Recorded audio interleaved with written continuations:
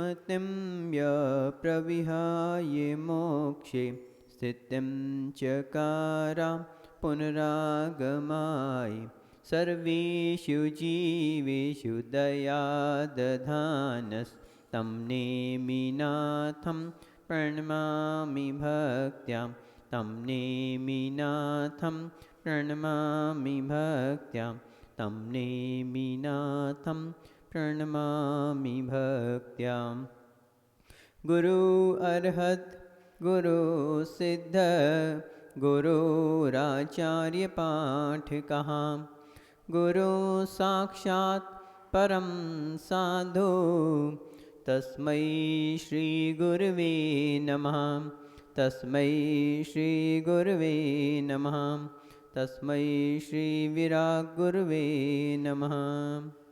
यबली अनंतानंत सिद्ध परमेश्वरी भगवान की, यबली 2400 तीर्थंकर भगवान की, देवादिदेव श्री आदिनाथ भगवान की, देवादिदेव श्री शांतिनाथ भगवान की, वास्तुपूज्य भगवान की, मूल नायक श्री नेमिनाथ भगवान की, चिंतामणि पार्श्वनाथ भगवान की, वर्तमान शासन नायक महावीर भगवान की, जबली परम पूज्य आचार्य श्री विमल सागर जी महामुनिराज की, जबली तपस्वी सम्राट आचार्य श्री सन्मति सागर जी महामुनिराज की, जबली परम पूज्य मम दीक्षा प्रदाता गणाचार्य गुरुवर 108 विराग सागर जी महामुनिराज की, पट्टाचार्य श्री विशुद्ध सागर जी महामुनिराज की, शमनाचार्य श्री विनिश्चय सागर जी महामुनिराज की, 3 कमलोकोण मुनिराजों की, द्वादशांगमयी जैनवानी माता की, अहिंसामय विश्व धर्म की।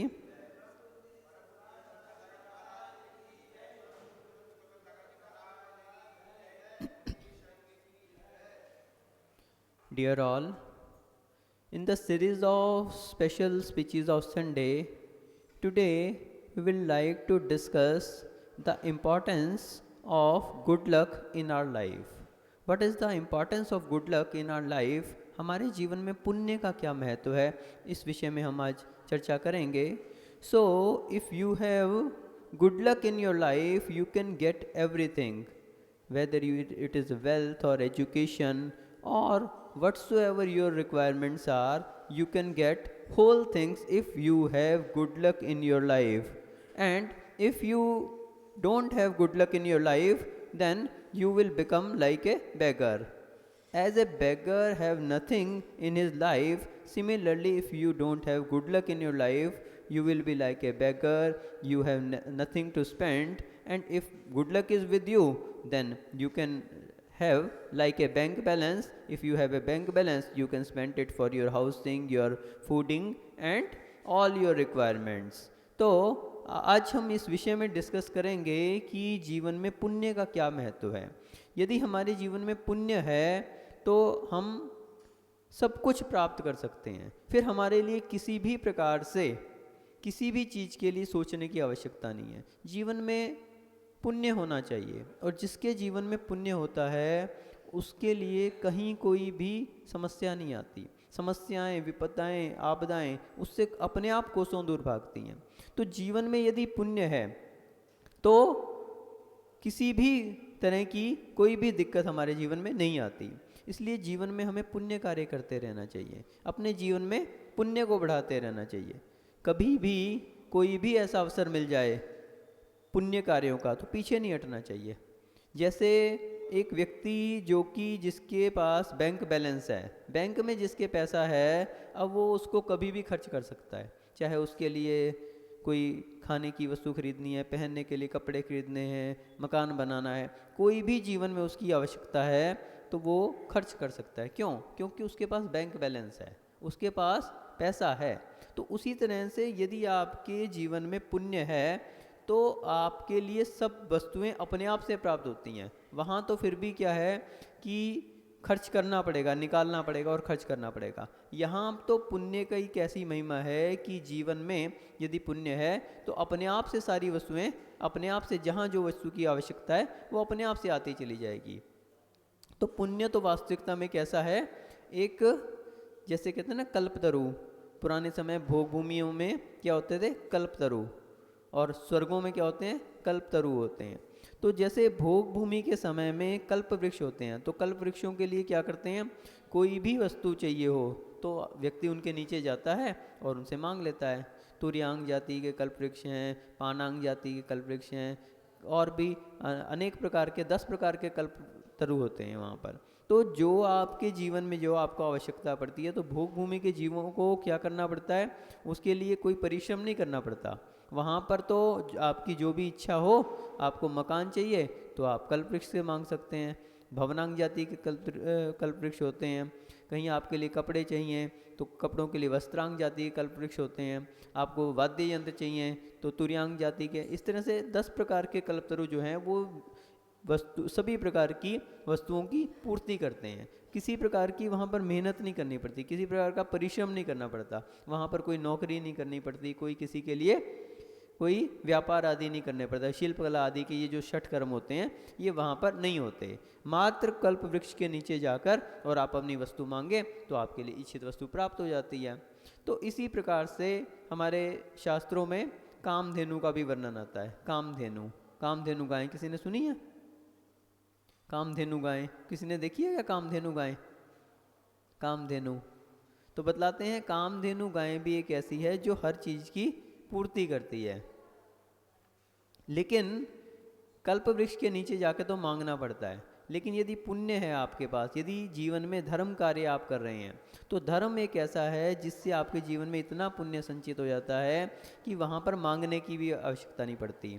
आप लोग पढ़ते हैं ना, जांचे सुरतरु दे सुख चिंतत चिंता रैन, बिन जांचे बिन चिंतिए धर्म सकल सुख दैन। तो चिंतामणि रत्न, चिंतामणि रत्न के विषय में किसी ने सुना है क्या? देखा है किसी ने चिंतामणि रत्न? किसी खजाने में देखा हो, किसी महाराजा के खजाने में कोई चिंतामणि रत्न देखा हो, किसी प्रकार का चिंतामणि? तो चिंतामणि रत्न वास्तविकता में देखने में तो नहीं आया, लेकिन शास्त्रों में ऐसा उल्लेख मिलता है कि चिंतामणि रत्न एक ऐसा रत्न है जिसके सामने जो भी चिंता की जाए, जो भी चिंतन किया जाए कि अमुक वस्तु चाहिए, तो वो वस्तु अपने आप से प्राप्त होती है। जैसे आपके लिए भूख लगेगी, यदि चिंतामणि रत्न है तो आपके लिए भोजन सामग्री उपलब्ध करवा देगा। इसी प्रकार से कोई भी चीज़ आपको चाहिए तो चिंतामणि रत्न क्या है, वो उपलब्ध करवाता है। लेकिन सबसे बड़ा अंतर क्या है कि चिंतामणि रत्न के सामने चिंता करनी पड़ती है, सोचना पड़ता है, और जो कल्प वृक्ष है उसके नीचे जाके मांगना पड़ता है। लेकिन जिनके जीवन में धर्म होता है, जिनके जीवन में पुण्य होता है, उनको ना तो कुछ मांगने की जरूरत पड़ती है, ना ही कुछ सोचने की आवश्यकता पड़ती है। बिना मांगे और बिना सोचे ही उनके लिए सभी वस्तुएं, अभीष्ट वस्तुएं क्या होती हैं, प्राप्त हो जाती हैं। तो ऐसा चिंतामणि कल्प रत्न, चिंतामणि रत्न और ये क्या नाम से कल्प वृक्ष की महिमा होती है। लेकिन धर्म की जो महिमा है वो उससे भी अधिक हुआ करती है।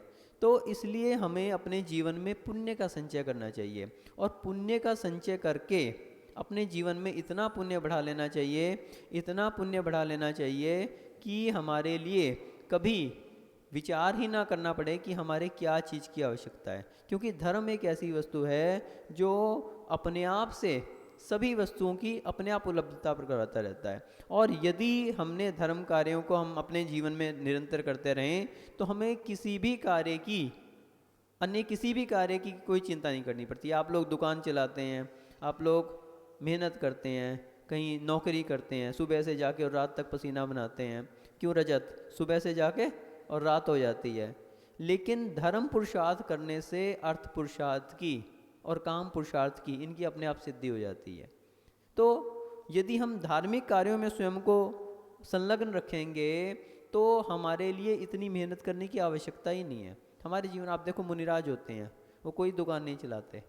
मुनिराज को देखा कभी किसी दुकान को चलाते हुए, यहाँ कहीं नौकरी करते हुए, कहीं शिल्प कला आदि करते हुए, खेती बाड़ी करते हुए? किसी मुनिराज को देखा क्या? नहीं। एकमात्र वो धर्म कार्यों का अवलंबन लेते हैं और धर्म कार्यों को अपने जीवन में करते हैं, और उससे कितना बड़ा उसके लिए जीवन में सभी उपलब्धियां उनके लिए प्राप्त होती हैं, सुख शांति प्राप्त होती है। आप लोग पेट भरने के लिए कितनी कितनी मेहनत करते हो, और दोनों हाथों से जो है मेहनत करते हो, और एक हाथ से भी अच्छी तरह से नहीं खा सकते। और मुनिराज आप देखो कितने लोग लाइन लगा के यहाँ पे, हे स्वामी अत्रो अत्रो अत्रो तिष्ठो तिष्ठो, महाराज हमारे यहाँ पड़गान हो जाए, हमारे यहाँ पड़गान, कितनी लालसा रहती है लोगों को। तो ये किसकी महिमा है? एकमात्र धर्म की महिमा है। जिसके जीवन में धर्म होता है, अब उसे अन्य पुरुषार्थों करने की आवश्यकता नहीं है। वो अपने आप से लोग जो हैं उनसे प्रभावित होते हैं और अपने आप से उनके लिए व्यवस्थाएं बनाते हैं। तो मुनिराज जो होते हैं एकमात्र पुण्य कार्यों में संलग्न रहते हैं। जितना अपने जीवन में पुण्य संचय करते रहते हैं उतना उनके लिए उपलब्धियां प्राप्त होती रहती हैं। उसी प्रकार से यदि आप लोग भी अपने जीवन में पुण्य कार्यों को करते रहो, अपने जीवन में पुण्य को बढ़ाते रहो, तो उससे क्या होगा कि लोग कहते हैं दुकान पे बैठना पड़ता है सुबह से जाके। वास्तविकता ये है कि दुकान पे बैठने से नहीं चलती, दुकान चलती है पुण्य कार्यों को करने से। जिसके जीवन में पुण्य होगा तो आपको ग्राहक जो है लाइन लगा के इंतजार करते हैं। बतलाते हैं कि जिनका पुण्य रहता है तो उसको ग्राहक को बुलाना नहीं पड़ता, ग्राहक भगाने से नहीं भागता, और जिनके यहाँ पे पुण्य नहीं रहता तो वहाँ पे बुलाने से नहीं आता। एक दुकानदार है, उसी वस्तु को बेच रहा है और वो बुला के उसी वस्तु को कम रेट पे भी दे रहा है, लेकिन ग्राहक उसके पास नहीं आ रहे।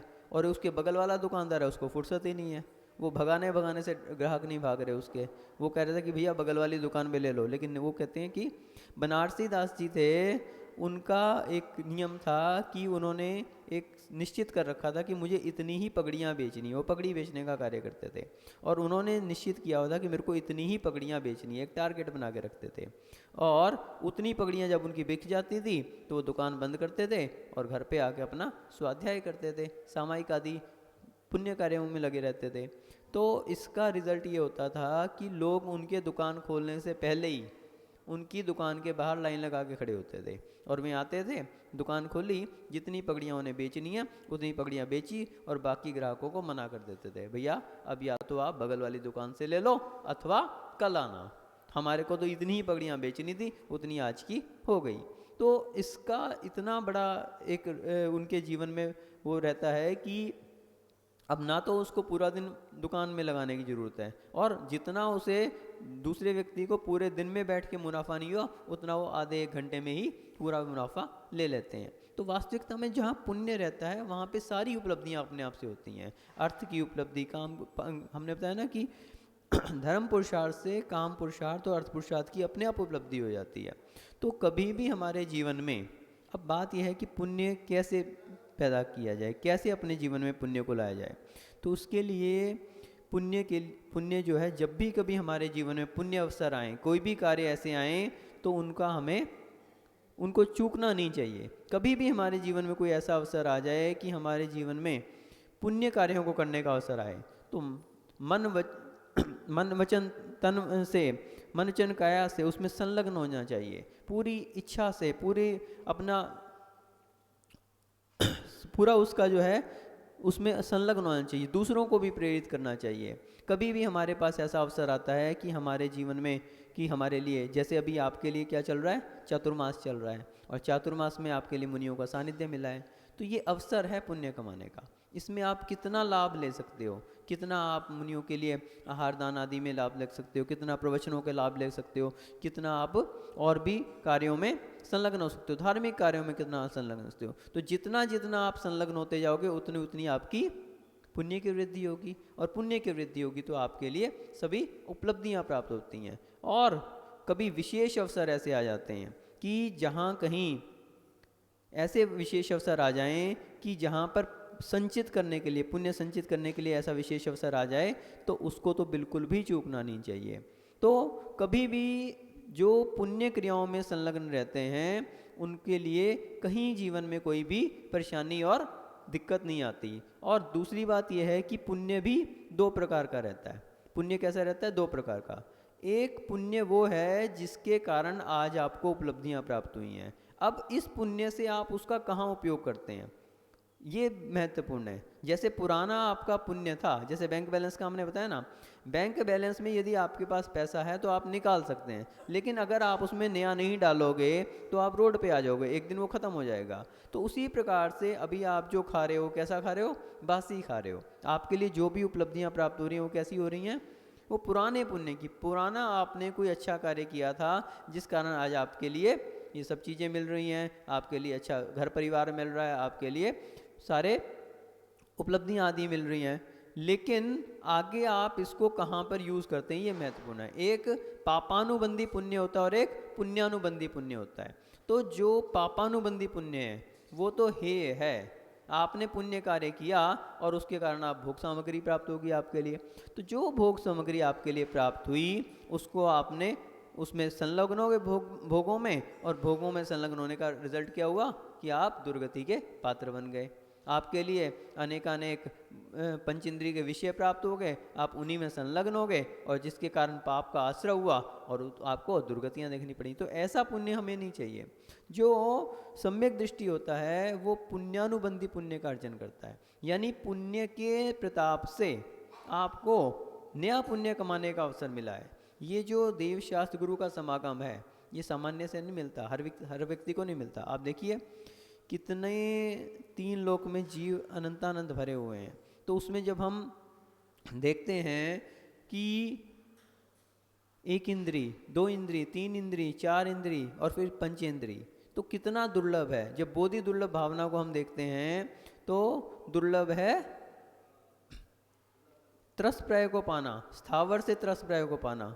तो पहले हम पृथ्वी कायिक में, जल कायिक में, अग्नि कायिक, वायु कायिक और वनस्पति कायिक में कितना कितना समय तक भटकते रहे और फिर कहीं कठिनाई से त्रस प्राय मिली। और कितने समय के लिए? मात्र 2000 सागर की त्रस प्राय मिलती है, मात्र 2000 सागर की।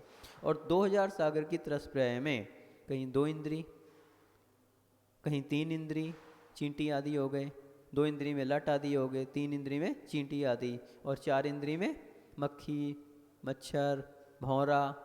तो इस समय कितना समय निकल गया। और फिर उसके बाद पंचेंद्री हुए तो असंगी हो गए, असंगियों में फिर उसके बाद फिर संगी भी हुए, तो कहीं नरकों में, कहीं देवों के उसमें हमारे लिए धर्म करने का, संयम को धारण करने का अवसर नहीं मिल पाया। और जब ये मनुष्य प्रय, दुर्लभ मनुष्य प्रय मिलती है, और मनुष्य प्रय के मिलने पर भी कितने मनुष्य ऐसे हैं जो जैन कुल में पैदा होते हैं, कितने तो पहली बात जन्म होते ही समाप्त हो जाते हैं। और फिर यदि जन्म भी हो गया तो उसके बाद शरीर जो है वो सांगोपांग मिला या नहीं, कहीं खराब शरीर मिला, अंगों की पूर्णता नहीं मिली, तो धार्मिक कार्यों में संलग्न नहीं हो सकते।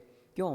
क्योंकि जो सांगोपांग की पूर्णता है वही जो है शरीर, सांगोपांग शरीर वाला ही धार्मिक कार्यों में संलग्न हो सकता है।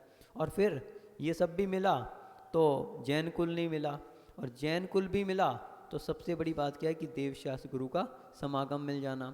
और देव शास्त्र गुरु का समागम मिलने के बाद भी हमारे भावों का वैसा होना सबसे दुर्लभ। यदि कुछ है तो हमारे भावों का उस दिशा में होना ये सबसे ज़्यादा दुर्लभ है।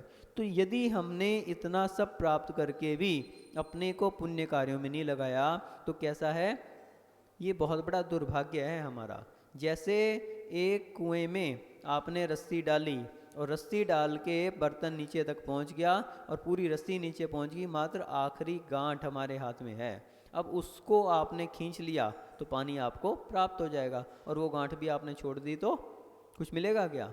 वो रस्सी भी हाथ से छूट जाएगी। तो उसी तरह से ये बिल्कुल एक ऐसा आपके लिए अवसर मिला है जिसमें आप भरपूर पुण्य का अर्जन कर सकते हो, और भरपूर पुण्य का अवसर करके पुण्यानुबंधी पुण्य का अर्चन कर सकते हो। तो ये पुण्यानुबंधी पुण्य है जिसके पुण्य के फल से आपको ये सारी चीज़ें प्राप्त हो रही हैं, मुनियों का समागम, चातुर्मास और सारी चीज़ें। और उसके बाद भी यदि आपने उसको पुण्य कार्यों में नहीं लगाया तो वो सब व्यर्थ है। तो जो सम्यक दृष्टि होता है वो कभी भी संसार के, उसका जो पुण्य है वो संसार का कारण नहीं होता, बल्कि किसका होता है? वो मोक्ष का कारण करता है। वो दिनों दिन अपने पुण्य को बढ़ाता है और उसको इतना बढ़ा लेता है कि पुण्य फला अरिहंता, एक दिन अरिहंत पद और सिद्ध पद को प्राप्त करते हैं। कहते हैं सम्मा दिट्ठी पुण्यम न होई संसार कारणम नियमा, मोक्षस्य होई हेउम जहवी नियानम न सो कुनई। तो ऐसा भाव संग्रह की 55 नंबर गाथा में आचार्य श्री कह रहे हैं कि जो सम्यक दृष्टि का पुण्य कैसा होता है, वो संसार का कारण नहीं होता, वो भोगों में नहीं रमता, बल्कि उस पुण्य के अवसर को, जो उसके लिए उपलब्धियां मिली हैं, उनको और अधिक पुण्य कमाकर इस तरह से अपने पुण्य की दिनों दिन वृद्धि करता रहता है, और दिनों दिन वृद्धि करते हुए पुण्य फला अरहंता एक दिन अरिहंत पद तक को भी प्राप्त कर लेता है। तो ऐसे पुण्य के कभी भी हमारे जीवन में निमित्त मिल जाएं, कोई भी अवसर मिल जाएं, तो उनको हमें चूकना नहीं चाहिए। और हम बता रहे थे कि कभी कोई विशेष अवसर मिलते हैं तो वो तो बिल्कुल ही कभी भी नहीं चूकना चाहिए। जैसे अभी आपके लिए एक बहुत अच्छा अवसर मिल रहा है, क्या मिल रहा है? समोशरण मंडल विधान का। तो समोशरण 51 मंडलीय समोशरण विधान का आपके लिए अवसर मिल रहा है, और जिसमें एक मुख्य समोशरण रहेगा और 24 अन्य समोशरण, और इसके अलावा 26 अलग अलग मंडल रहेंगे, जिसमें एक एक मंडल में पूरे परिवार के लिए बैठने की व्यवस्था भी रहेगी। और प्रतिदिन की जो मंडल में पूजन आदि के भी आपके लिए अवसर प्राप्त होंगे। तो भगवान के समोशरण में कौन नहीं जाता? तीन प्रकार के जीव तो भगवान के समोशरण में जाते हैं, एकमात्र नारकी जीव जो है भगवान के समोशरण में नहीं जा सकते। तो कहीं आप ये मत सोच लेना कि ये तो चलते ही रहते हैं विधान, ऐसी भावना मत बना लेना। ये बहुत दुर्लभ अवसर है आपके लिए कि आपके नगर में, आपकी कॉलोनी में पहली बार चातुर्मास हो रहा है, और पहली बार इतना बड़ा विधान हो रहा है। और इस विधान में यदि आप ही लोग नहीं बैठेंगे तो बाहर के लोग आके बैठेंगे क्या? ये अपने को अवसर बिल्कुल चूकना नहीं चाहिए। अपने लिए ये समझो कि एक बहुत ही दुर्लभ अवसर मिला है। आज तक हमारे यहाँ पे कोई चातुर्मास नहीं हुआ, आज तक हमारे यहाँ ऐसा कोई बड़ा विधान नहीं हुआ, और इस अवसर पे भी हमने चूक लिया तो ना जाने फिर कब हमारे लिए ऐसा अवसर प्राप्त होगा। तो इसलिए हमें पूरी अपनी मानसिकता बनानी है, सभी व्यक्तियों को, चाहे कैसा भी हो, उस समय के लिए जो समय है अष्टानिका का, कितना सुंदर पर्व है। अष्टानिका के में आप क्या पढ़ते हैं कि देवलोग जो हैं कहाँ जाते हैं? नंदीश्वर द्वीप में जाके पूजन करते हैं। और कैसी पूजन करते हैं? अखंड पूजन। वहाँ पे दिन रात का भेद नहीं रहता। नंदीश्वर द्वीप में ऐसा नहीं है कि दिन में पूजन करेंगे और रात्रि में तो बंद कर देंगे, वहाँ पे दिन रात का भेद ही नहीं होता। वहाँ पर तो हर समय पूजन चलती है। चारों निकाय के देव, चाहे वे व्यंतर हों, चाहे भवनवासी हों, चाहे वैमानिक हों, और चाहे ज्योतिष हों, चारों देव चारों दिशाओं में क्रमशः पूजन करते हैं, और फिर बारी बारी से पलटते रहते हैं। और पलट पलट के चारों दिशाओं में पूजन करके अगले दिन सुबह फिर वापस अपने स्थान पे, अपनी दिशा में आ जाते हैं। फिर ऐसे पलटते हैं। ऐसे लगातार 8 दिन तक, अष्टानिका के 8 दिन तक जो है वो कंटिन्यूस पूजा करते हैं। अब उनके पास ये नहीं रहता कि हमें तो वहाँ जाना है, हमें तो अमुक काम है, हमारे तो कुछ नहीं। वो सारे कामों को उस समय बंद कर देते हैं। साल में 3 बार अष्टानिका आती है, और तीनों अष्टानिकाओं में सभी देव, चारों निकायों के देव सभी कार्यों को छोड़ के, उस समय ये नहीं है जी हमारे यहाँ तो अमुक कार्य, हमारे सभी देव तो हमारे लिए क्या पढ़ते हैं अपन पूजन में? हमें शक्ति सो नाही यहाँ करी था अपना, पूजे जिन ग्रह प्रतिमा है हित आपना। किसका हित है? आपना। अपना हित है ना, दूसरे का तो नहीं है। ऐसा तो नहीं कि महाराज को भी उसमें फायदा हो रहा हो। किसका हित है? महाराज का हित है क्या? किसका हित है? अपना ही है ना, महाराज का तो नहीं है ना। तो इसलिए सबको मानसिकता बनानी है, अमुक काम है, हमें अमुक काम है। अरे देवता नहीं सोचते कि हमें अमुक काम है, सारे कामों को छोड़ के लगातार 8 दिन तक वहाँ पर पूजन करते हैं। तो अपन ऐसे दुर्लभ अवसरों को क्या छोड़ेंगे? तो हमें बिल्कुल मानसिकता बना लेनी है, सारे कार्यों को आगे पीछे कर लेना है। लेकिन जो अष्टानी का पर्व है उसमें बिल्कुल हमें एक ही तरफ अपना कंसंट्रेशन रखना है कि हम सभी को विधान में बैठना ही बैठना है। और जितनी जल्दी आप लोग नाम दोगे उतना आगे यहाँ पे व्यवस्था रखी गई कि उतने आगे के मंडलों पे आपको बैठना अवसर मिलेगा। तो जब अपन को बैठना ही है तो जितना अपन लेट करेंगे उतना अपन क्या होता जाएगा? पीछे खिसकते चले जाएंगे। तो जब अपन को बैठना ही है तो हम पहले से मानसिकता बनाएं, पहले से नाम दें और अपना मंडल रिजर्व करें, अपना समोशरण जो है वो रिजर्व करें। तो इससे हमें आगे बैठने का अवसर मिलेगा, और जितना हम आगे बैठेंगे उतना हमारे लिए अच्छा लगेगा। तो इसलिए सभी लोग इस चीज़ का बिल्कुल मानसिकता बना लें कि कैसे भी हो सभी कार्यों को छोड़ के हमें क्या करना है? विधान में बैठना है। और विधान में बैठ के जिनेंद्र भगवान की पूजन अर्चन करनी है। सिद्ध चक्र महामंडल विधान, जिसमें बहुत सारे विधान एक साथ हो जाते हैं। वैसे तो हमें अवसर नहीं मिलता विधान करने का, लेकिन ये एक ऐसा अवसर मिल रहा है जिसमें अनेक विधानों का हमें एक साथ अवसर मिल रहा है। उसमें ऐसा नहीं है कि मात्र एक ही विधान हो रहा है, बहुत सारे विधान उसमें जो हैं एक साथ हो जाते हैं। कोई किसी में 8 अर्घ चढ़ेंगे, फिर अगले दिन 16, फिर 32, 64 के बाद 128, फिर 256, 512, 1024। तो ऐसे दुगने दुगने अर्थ, तो आपका जो पुण्य है वो भी दुगना दुगना होता चला जाएगा 8 दिन के अंदर। और फिर उसके बाद हवन आदि होगा। पहले घट यात्रा निकलेगी 28 तारीख को। तो सभी लोग बिल्कुल मानसिकता बना लें, ये 8-10 दिन जो हैं ये आपके चातुर्मास का अंतिम मंगलाचरण है। क्या है? अंतिम मंगलाचरण। अभी जितना चातुर्मास में आपने पुण्य संचय किया, अब ये समझो जैसे मंदिर बना के उसके ऊपर क्या करते हैं अपन, शिखर की स्थापना करते हैं। तो ये वो शिखर है जिसके लिए अभी तक तो आप लोग अपने इस प्रांगण तक सीमित थे। अब बाहर जाकर भी आपके लिए साधना का अवसर भी है, उपासना का अवसर भी है और प्रभावना का भी अवसर है, जिसमें आपके नेमी नगर समाज का जो कीर्ति है वो पूरे भोपाल में, कम से कम भोपाल में ही क्या, हम तो कहते हैं और बाहर भी फैलेगी। तो इसलिए अपन सबको मानसिकता बनानी है, इसमें तो बिल्कुल चूकना ही नहीं है। क्योंकि बाहर के लोग आके देखें और बाहर के लोग देखें कि नेमी नगर वाले ही नहीं लगे हुए, तो क्या हमारे मैसेज जाएगा। इसलिए हमें बहुत अच्छा मैसेज देना है, तन मन धन से बिल्कुल अपना मानसिकता बना लेनी है। सभी को विधान में कैसे भी हो सारे कार्यों को तियांजलि देके उस समय को मात्र विधान के लिए ही अपनों को सुरक्षित रखना है। और फिर मुनियों का आपके लिए सानिध्य प्राप्त हो रहा है, इसमें आपको उनसे, वैसे तो आप कभी भी विधान कर लो किसी भी पंडित जी को बुला के, लेकिन बतलाते हैं तत्वार सूत्र में क्या कहा, सम्यक सम्यक दृष्टि शावक वृतानंत वियोजक दर्शन मोक्ष कोपशम कोपशांत क्षीणमो जिना क्रमशो संख्य गुण निर्जरा। यानी जो सम्यक दृष्टि की निर्जरा होती है उससे असंख्यात गुणी निर्जरा किसकी होती है, श्रावक की।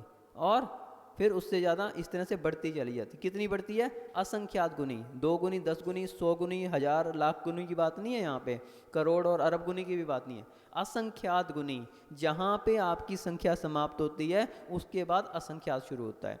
तो जिस विधान में आपको पंडित जी ने करवाया उसमें आपको जितना पुण्य मिलेगा उससे असंख्यात गुना कोई व्रती करवा दे, कोई उससे असंख्यात गुना कोई माता जी, कोई मुनि उससे ज़्यादा कोई जो करवा दे, तो वो कैसा, तो मुनिराज का जहाँ सानिध्य मिल रहा है तो वहाँ पर कितनी बड़ी हमारे कर्मों की निर्जरा का अवसर है। तो ऐसे अवसरों को हमें बिल्कुल भी चूकना नहीं चाहिए और उनका हमें लाभ लेना चाहिए। ये अवसर हमारे जीवन में विपुल पुण्य को देने वाले हैं, सामान्य पुण्य को देने वाले नहीं, विपुल पुण्य को। इसके द्वारा विपुल कर्मों की निर्जरा होती है और विपुल पुण्य का हमारे जीवन में संचय होता है। हम यूँ तो पूरे दिन पाप कार्यों में ही लगे रहते हैं, जिंदगी भर लगे रहते हैं, लेकिन जब कभी ऐसे पुण्य के अवसर आए तो ये पुण्य कमाने का शॉर्टकट है, शॉर्टकट, स्मार्ट वर्किंग।